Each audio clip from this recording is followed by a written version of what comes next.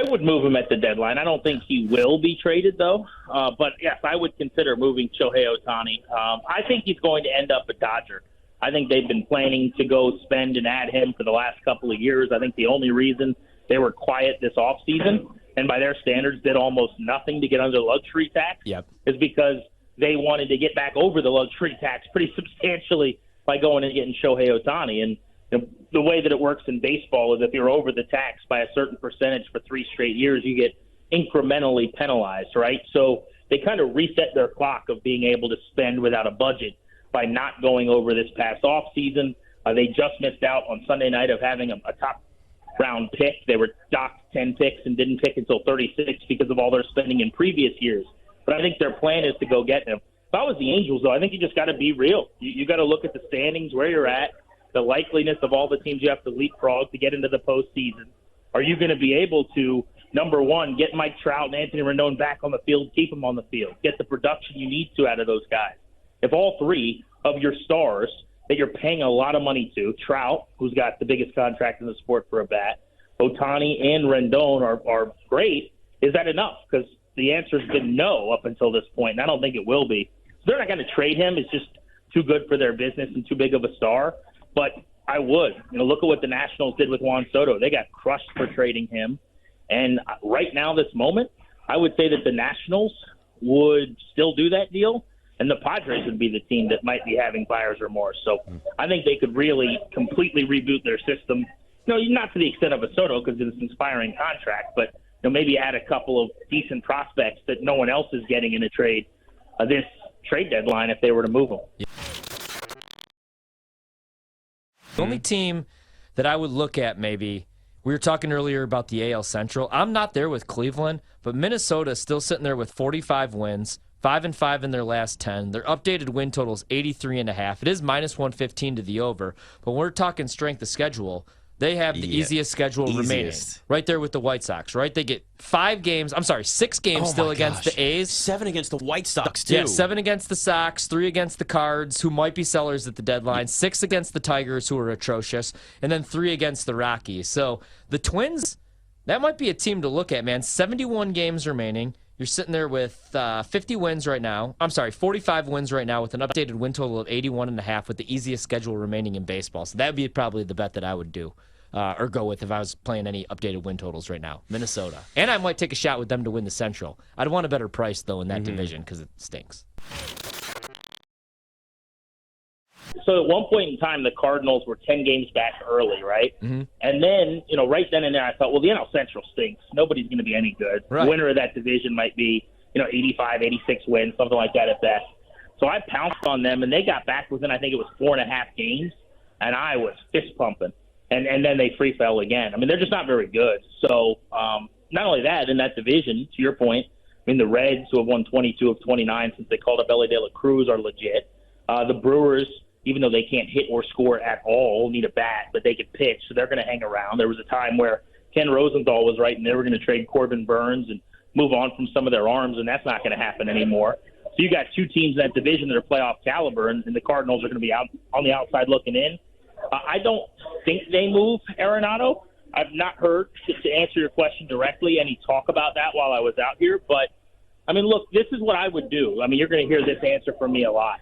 If I have a guy who is under contract for multiple years moving forward that I control, if I feel like I'm going to be a winner again in that time, I'll consider keeping him. But otherwise, it's about adding to my system. You got to be ruthless. This is not about selling jerseys and keeping fans happy.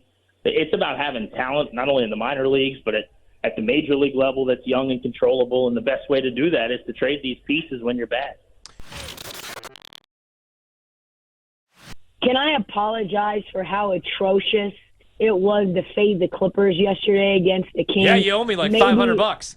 Just kidding. Maybe one of the worst. But you won a lot of money on the Pacers. If you would have taken both of those, you'd have been just paid the vig. So that was an atrocious call, so I apologize for giving that out. I was a little too rash in my assessment, given the fact that I think Xavier Moon is now Michael Jordan. I don't think he's missed a shot since he got to that Summer League team. I think I would take the Blazers minus 5.5, just because, number one, I don't know if Shaden's playing today, but he wasn't really even that effective in Game 2 of the Summer League. So I'm not really worried about whether he plays or not. I know Chris Murray will play. He's been good. Jabari Walker has been one of the stars of Summer League for the Blazers. 6'7" guy who can shoot the three, he can go down low. And then really it's Bell Biv DeVoe, Michael DeVoe, who had I think he had 27 for the Blazers against the Spurs. He was the leading scorer. And then you've got this other kid, Ibud Baji, who's 7'1" center, just finally getting a shot. So, you're talking about a bunch of guys who aren't stars, who are going to play pretty much all of Summer League. I gave out the Blazers to win Summer League last night, at 50-1. That's now all the way down to 18-1. Pacers are down from 10-1 to plus 380, so I hope people took that. But yeah, I like the Blazers minus 5.5. I just don't really like the Charlotte team, man. I don't like. Obviously, you guys know I don't love Brandon Miller as a player. Nick Smith is out of control. They don't want to get Brandon Miller the ball anyway. So yeah, I like Blazers minus 5.5. If I was to do anything, that's what I would do.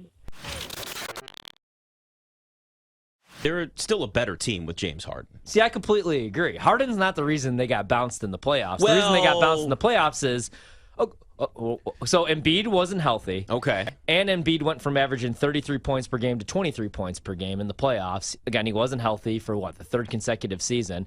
Harden, though, at this stage of his career, we can't expect Harden numbers from 05 and 06. He's the point guard of that team. I just want a solid assist-to-turnover ratio. I don't want him turning the basketball over 7-8 times. And there were some really bad shooting performances. And there that's was the problem. 1 for 11 game. It's the games where he shot them out of the playoffs. He also dropped 40-plus. I mean, he wasn't that bad. I think they're a better team. I just think that they still need another guy because I don't think Tobias Harris is that guy. I like Maxey, but I still think they need another piece. I don't think Harden was the issue, though. Jokic didn't care about another MVP. He just won 2 straight. Right. He cared about winning the finals, and that's what he did. He won finals MVP. I just, the thing about Philadelphia, man, and we talked about this, when we were live watching the playoff games, when you push them, when you punch them in the face, they don't fight back. And that's what happened again this year in the playoffs. Second half against Boston, they're in that game, look like they're going to run away with that game, and then, they have a rough quarter, and Embiid's on the bench, he's moping. You see PJ Tucker yelling at him. How many times did you see that in the playoffs? It's Embiid has all the talent in the world. I don't know. There's just something missing with that team. We'll see if Nick Nurse could get him to play. I don't want to say harder because it's not like they're not going out there competing, but I don't know. There's just something off when you have to have a veteran yelling in your face every single night.